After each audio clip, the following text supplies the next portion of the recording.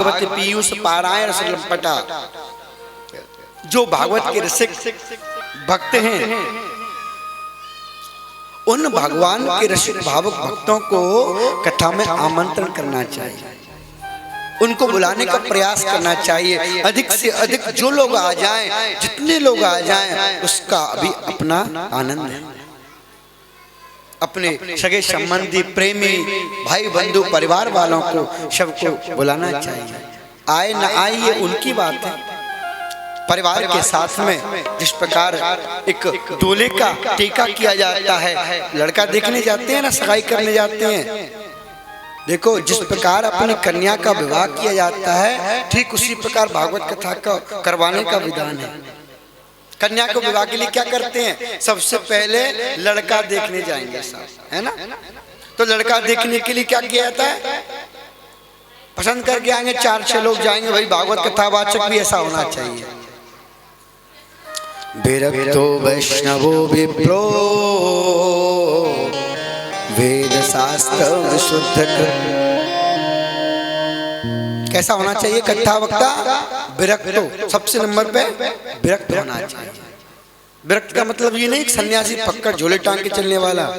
विरक्त का मतलब ये इसके इंद्रियों में, उसके मन में ज्यादा संतप्ति ना हो, ज्यादा आडंबर ना हो, विरक्त हो। दूसरे नंबर पर कहा वैष्णव होना चाहिए।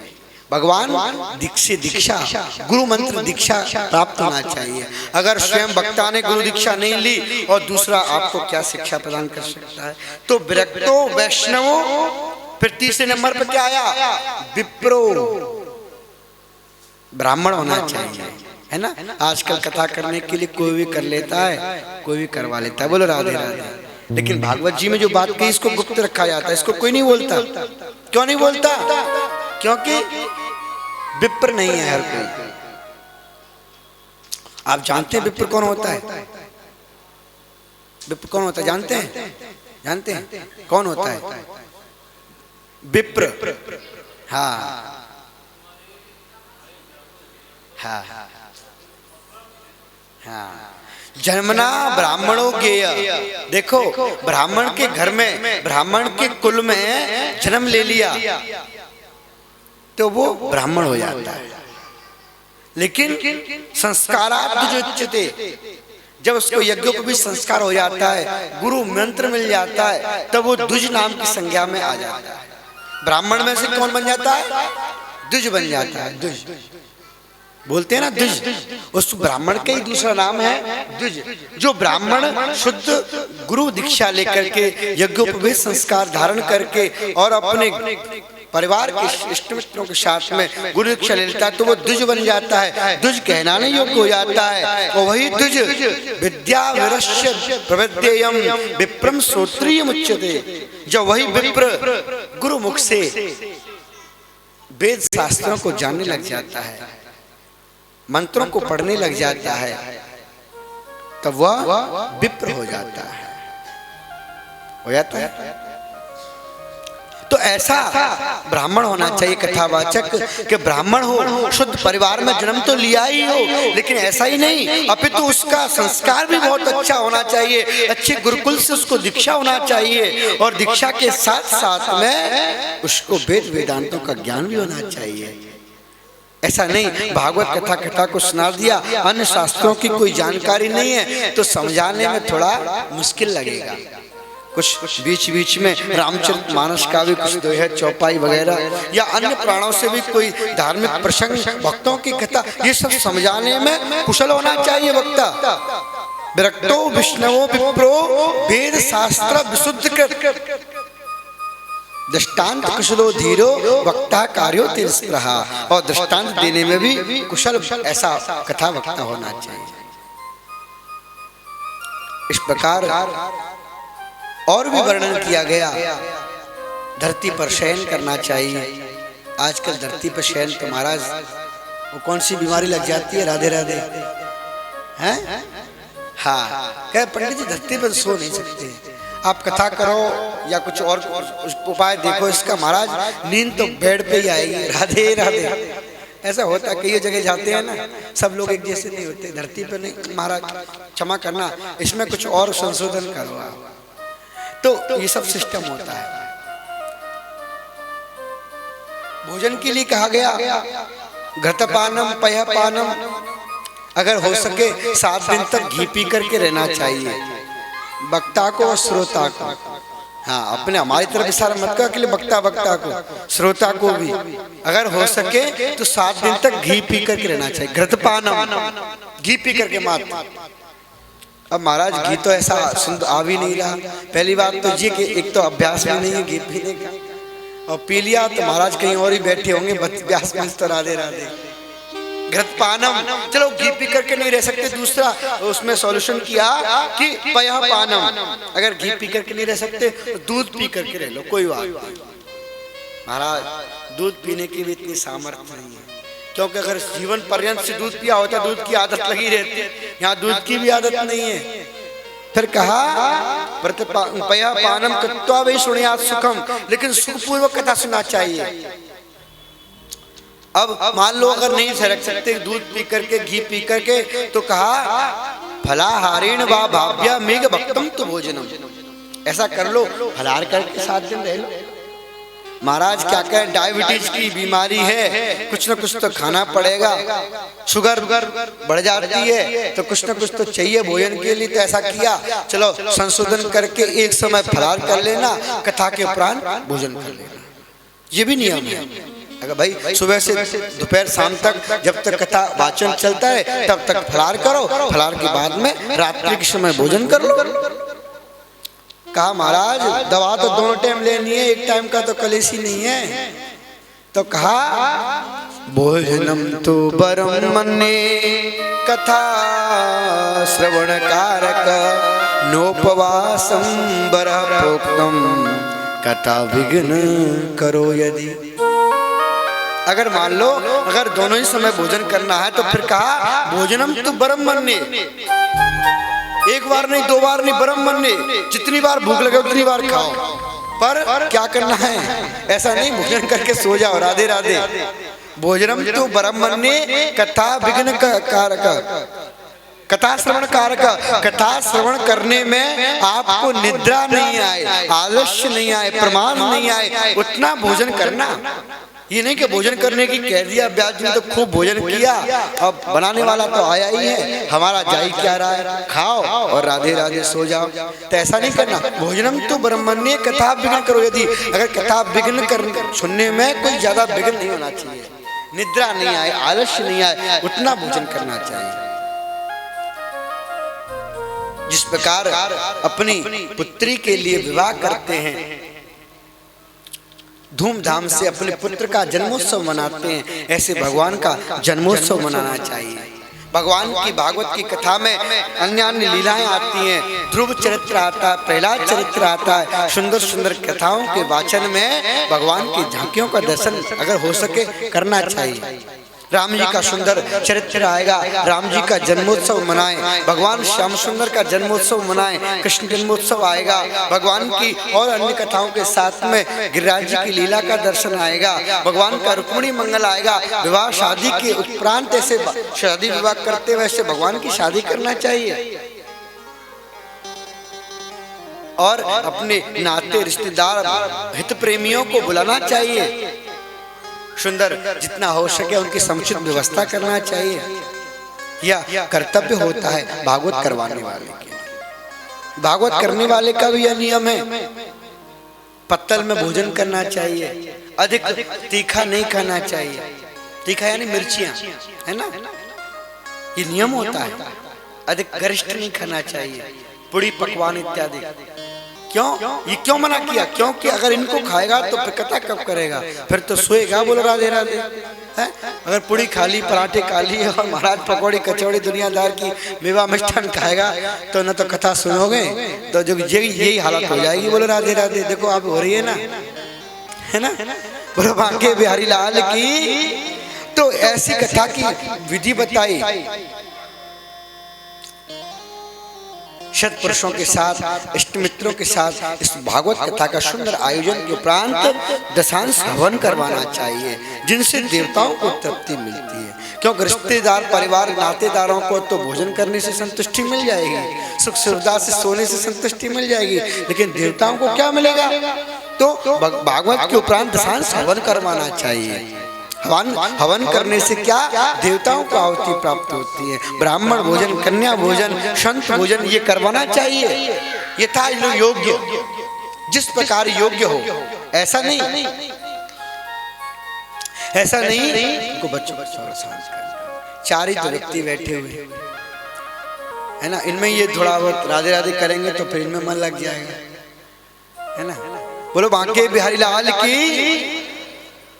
तो जितना सामर्थ्य के अनुसार, जरूरी नहीं है कि 1000 आदमी का भोजन होना चाहिए, 1 लाख आदमी का भोजन होना, जो अपनी सामर्थ्य के अनुसार अंतिम समय में हवन के उपरांत ब्राह्मण, कन्या, संत भोजन करवाना चाहिए। ऐसा नियम बता करके इसको भागवत कथा की विधि को वर्णन किया। आइए अपन श्रीमद् भागवत कथा में प्रवेश करते हैं। भगवान की कथा में प्रवेश करने से पूर्व आइए मन को ठाकुर जी के चरणों में ले चलते हैं। बोलो बांके बिहारी लाल की जय। जन्मान्द्यस्य यतोऽन्वयादितरत चार्थेष्वभिज्ञस्वरा तेने ब्रह्म हृदय आदि कवये मुह्यन्ति यत्सूरयः तेजो वारिवृदां यथा विनिमयो यत्र त्रिसर्गो मृषा धाम्ना स्वेन सदा निरस्तकुहकं सत्यं परम धीमहि। भागवत के शुभारंभ में श्री सूत जी महाराज ने सुंदर वर्णन करते हुए भगवान का ध्यान किया। ध्यान करने में किसका ध्यान किया? सत्यम परम धीमहि, जो सत्य स्वरूप परमात्मा है, हम उनका ध्यान करते हैं। अगर भागवत के शुभारंभ में भगवान चाहते तो रामम परम धीमहि बोल सकते थे, कृष्णम परम धीमहि बोल सकते थे, देवीम परम धीमहि बोल सकते थे, लेकिन किसी व्यक्तिगत अगर किसी भगवान का नाम आ जाता तो देखो संसार में सब तरह के लोग हैं ना, कोई कृष्ण भक्त हैं, कोई राम जी के, कोई देवी जी के, कोई हनुमान जी के, कोई महादेव जी के। तो कृष्ण के भक्त अगर कृष्णम परम धीमहि होता तो राम जी के अनुयायी बोल देते भैया ये हमारा ग्रंथ नहीं है, ये तो भगवान कृष्ण के भक्तों का ग्रंथ है। रामम परम धीमहि बोल देते तो कृष्ण के भक्त कहते हैं ये तो राम जी का है, हमारा कुछ नहीं है इसमें। देवी जी वाले बोलते नहीं नहीं हमारी देवी का है। हनुमान जी वाले बोलते नहीं हम ब्रह्मचारियों का है। शंकर जी वाले बोलते नहीं नहीं हम भूत प्रेतों का है। तो ऐसा उन्होंने आयोजन ही नहीं रखा। बताइए सबसे पहले क्या बोला? सत्यम परम धीमहि। मानो सत्य को बोल करके सारे देवताओं का, संसार के जितने देवता है ना उनका ध्यान भी कर लिया और सबको मना भी लिया। बोलो राधे राधे।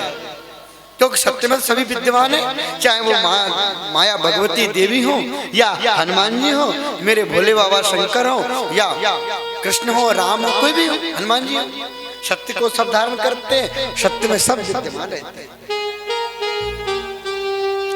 सत्यम परम धीमहि जन्माद्यस्य यतोऽन्वयादितरतः। सबसे फर्स्ट स्वारंभ में कहा जन्मादि आदि रहतस्य, जन्माद्यस्य जो जन्म लेते हुए भी अजन्मा है, ऐसे जन्माद्यस्य तार्थ चरता चार्थे सुविज्ञ स्वराट, और जन्म न लेते हुए भी स्वराट रूप में विद्यमान रहते हैं, जिनका ब्रह्मादि के देवता भी ध्यान करते करते उनका कोई पार नहीं पा पाते। तेने ब्रह्म हृदय आदि कवये, बड़े बड़े ऋषि महर्षि मुह्यन्ति यत्सूरया, मुह्यन्ति प्राप्नुवन्ति, मोह को प्राप्त हो जाते हैं, उनकी लीला में डूब जाते हैं, उनकी माया उनको व्यामोहित कर देती है। कैसी माया है? तेजो वारे राम यथा विनिमयो यत्र सर्गो मृषा। उनकी माया कैसी बलवती है? जैसे कभी कभी आपने देखा होगा जब ग्रीष्म ऋतु आती है ना, ग्रीष्म ऋतु के समय में आप सड़क पर जाते हैं तो सड़क पर जाएंगे तो आपको सड़क पर दूर दरार में ऐसा लगेगा कि पानी भरा पड़ा है, लगता है ना। लेकिन यद्यपि अपन वहां जाते हैं पानी नहीं मिलता। क्या मिलता है? रेगिस्तान की रेतीली भूमि में जाएंगे लगेगा वहां पर पानी भरा पड़ा है। देखो पानी में लहर भी चल रही है, हिलोरें भी लगती हैं रेगिस्तान की भूमि में, लेकिन वहां पर पानी नहीं होता। तो वो कैसे पानी उत्पन्न होता है? पानी की भ्रांति क्यों होती है? आपको मालूम है? नहीं मालूम होगा। तेजो वारी मृदाम यथा विनिमयो, जिस प्रकार भगवान सूर्य भुवन भास्कर की तेज किरण पड़ती है, प्रकाश पड़ता है, तो वो जैसे भूमि में मिलता है तेजो बारी, बारी यानी जल की भ्रांति होती है। किसमें? तेजो बारे मृदाम, मृदा यानी मिट्टी, मिट्टी में सूर्य की किरण पड़ने से वह बारी यानी जल की भ्रांति हो जाती है। यद्यपि वहां जल नहीं रहता, दूर दूर तक जल नहीं रहता, लेकिन फिर भी अपने को ऐसा लगता है सड़क पर जल भरा पड़ा है आगे, है ना। ऐसे ही यत्र सर्गो मृषा, ऐसे ही भगवान की तीनों कालिक जो भूत भविष्य वर्तमान तीनों मृषा है, झूठे हैं सब। भगवान का प्रपंच है, ये लीला है, कोई समझ नहीं पाता इनको। यही तो भगवान की माया है। अर्जुन को भी कहते हैं ना भगवान, हे अर्जुन माया दुरत्या, ये मेरी माया बहुत बलवती है, अच्छे अच्छों को धूल चिटा देती है महाराज। जीवन पर्यंत भजन किया, तपस्या किया, और अंतिम समय में जाकर के मेनका पहुंच जाती है और राधे राधे। तो ये जो मेरी माया है ना, अच्छे अच्छों को धराशायी कर देती है। तेजो वारे वरदाम यथा विनिमयो, जिस प्रकार जल और सूर्य के मिल जाने से भूमि और सूर्य के मिल जाने से जल की भ्रांति हो जाती है, ऐसे ये सारा संसार प्रपंच जो है अपनत्व प्रतीत होता है। ये मेरे पिता हैं, ये मेरी माता है, ये मेरे भाई हैं, ये मेरे बंधु हैं, लेकिन जब मरता है तो क्या होता है? क्या ये साथ में रहते हैं? अरे जल्दी ले चलो, कितना भी प्रेमी हो, जल्दी ले चलो, जल्दी ले चलो, इसको बदबू आने लग जाएगी, चलो चलो, राधे राधे राधे राधे, होता है कि नहीं होता? तो ये सारा प्रपंच मेरी माया से बना हुआ है। तो यत्र सर्गो मृषा धामना श्रेण सदा निरस्तकम सत्यम परम धीमहि, वह तो अपने धाम में रहते हुए भी भगवान सारी लीला प्रपंच को करते रहते हैं। ऐसे परम प्रभु परमात्मा का हम ध्यान करते हैं। तो क्या सबसे पहले होया ध्येयम, क्या ध्यान करें? कि भगवान का ध्यान करें, ऐसे प्रभु का ध्यान करें जो हर समय हर स्थिति में वह व्याप्त रहते हैं। दूसरे नंबर पर बोला गेयम, गाओ, क्या गाएं? धर्म प्रोजित कैतवोत्र परमो निर्मत्सराणाम सताम वैद्यम वास्तवमत्र वस्तु सेवदम तापत्रयोन्मूलनम्। श्रीमद्भागवते महामुनिकृते किं वा परैरीश्वरा श्रद्धयो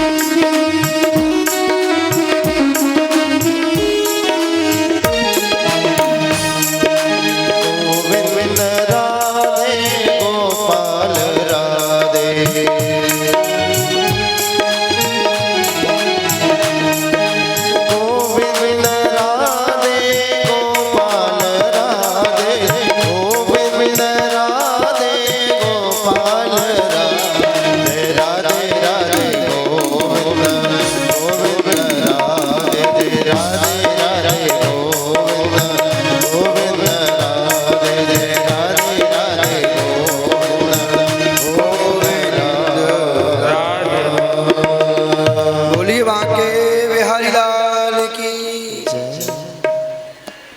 धर्मं पोषित कैतवोत्य परमो निर्मत्सराणां सतां वैद्यं वस्तवमस्तवस्तविविधं तापत्रयोन्मूलनम्। शुभम कल्याणम ददाति शिवदम। भागवत कथा कैसी है?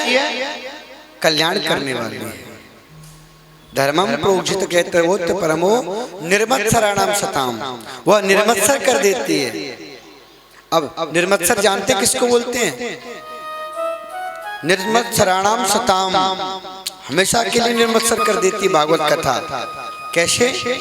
देखो, एक तो होता है मच्छर। मच्छर होता है, अगर मच्छर कमरे में होगा, एक भी मच्छर हुआ तो आपको सोने नहीं देगा, ये बात पक्की है कि नहीं है? और मच्छर हुआ तब तो कोई बात नहीं, आप ऑल आउट लगा लोगे, मोर्टीन जला लोगे, हैं?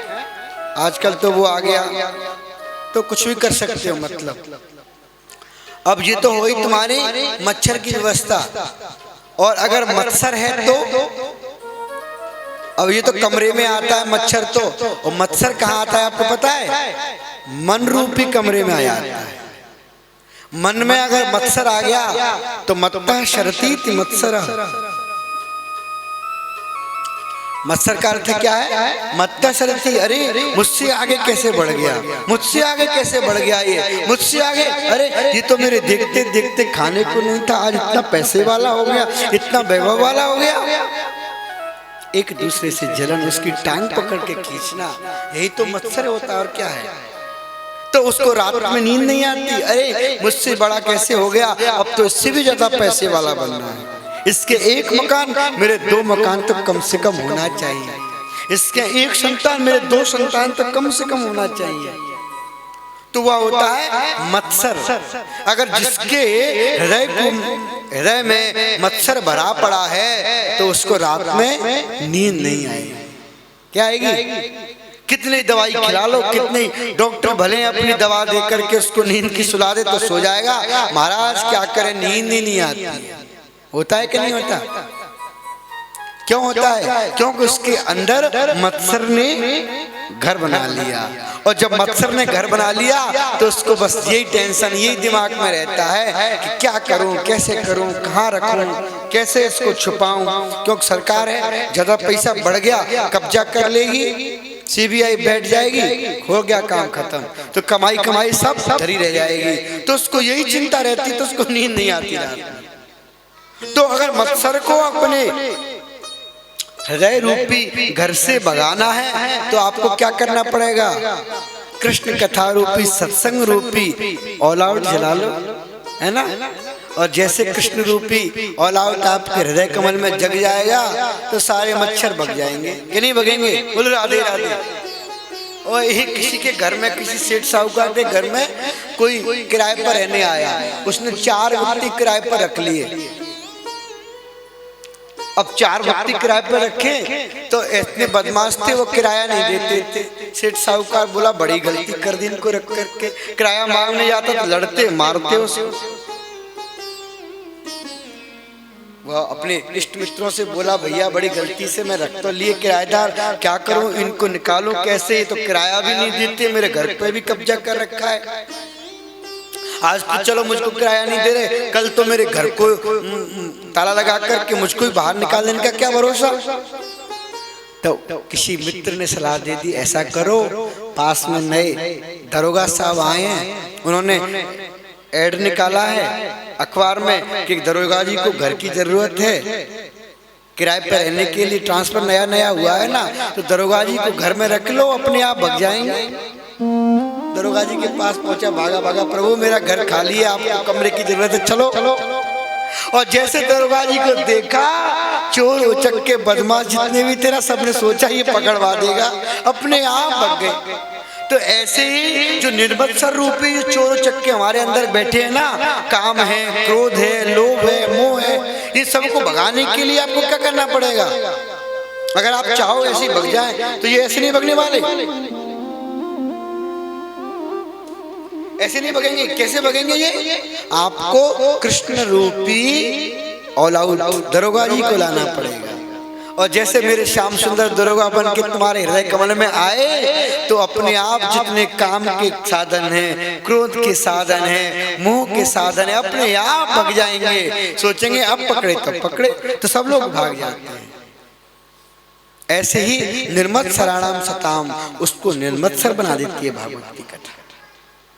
भागवत जो कथा सुनता है, सत्संग करता है, वह निर्मत्सर बन जाता है। अगर आपका मन पुलकित हो जाए, आपका मन द्रवित हो जाए, कथा सुनते सुनते रोमांचित हो जाए, तो समझ लेना आपके अंदर में भगवान श्री कृष्ण प्रवेश कर रहे हैं, उनकी लीला प्रवेश कर रही है। फिर आपको इस संसार की माया नहीं सताएगी, आपको ये बदमाश चोर चुपके परेशान नहीं करेंगे।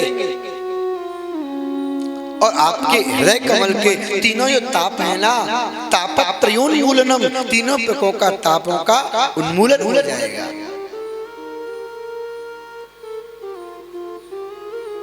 सद्य हृदय अवरुद्धते, कब आएंगे भगवान हरि हमारे हृदय में?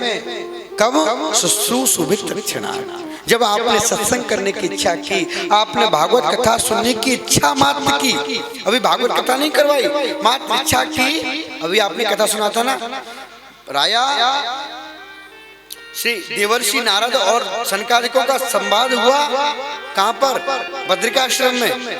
और भक्ति ज्ञान वैराग्य वृंदावन में पड़े हुए हैं। लेकिन जैसे उनका सत्संग प्रारंभ हुआ, बीचों बीच भक्ति ज्ञान वैराग्य प्रकट हुए कि नहीं हुए? अभी भागवत कथा प्रारंभ नहीं हुई उसी समय। तो ऐसे ही जब अपने मन में यह संकल्प करते हैं कि हमको भागवत कथा सुननी है, हमको भागवत कथा करवानी है, तो कहते हैं सद्य हरि अवरुद्धते, भगवान हरि आपके हृदय कमल रूपी घर में विराजमान हो जाते हैं, बन जाते हैं। और जब भगवान बन जाते हैं तो आपके पाप हैं, आपके संताप हैं, आपके क्लेश हैं, धीरे धीरे करके सब दूर हो जाते हैं और भगवान आप पर कृपा कर देते हैं। तो किम वा परैरीश्वरा, भगवान कल्याण कर देते हैं। तो ध्येयम, सबसे पहले बताया ध्येयम, तो क्या है? सत्यम परम धीमहि। दूसरे नंबर पर ज्ञेयम, क्या गाएं? कि भगवान का नाम संकीर्तन गाओ, भगवान की लीलाओं को सुनो, भगवान की लीलाओं को गाओ, तभी आपको ये सब दुख क्लेश दूर हो जाएंगे। अब आया तीसरा नंबर, भगवान अगर गाते रहें, ध्याते रहें तो पेट कैसे भरेगा? फिर भूख लगेगी, प्यास लगेगी बार बार में। तो क्या? पेयम, पियो। क्या? निगम कल्पतरोर गलितम फलम सुख मुखादमृत द्रव संयुतम पिबत भागवतम रसमालयम मुहुरहो रसिका भुवि भावुका। पियो क्या? भागवत कथा का। पिबत भागवतम रसमालयम, यह रस का आलय है। किसी ने कहा अरे भाई रस का आलय कैसे? श्रीमद् भागवत कथा का फल है तो कहीं कोई वृक्ष होगा, वृक्ष से गिरा है, परिपक्व फल है, तो देखो पका पका आम गिरता है ना, नीचे गिरता है, फूट जाता है, मिट्टी लग जाती है। तो प्रभु अगर ये फल है तो एक बात बताओ, कोई समझदार व्यक्ति होता है वो छिलका नहीं खाता, गुठली नहीं खाता? खाता है? खाता है क्या? नहीं खाता ना।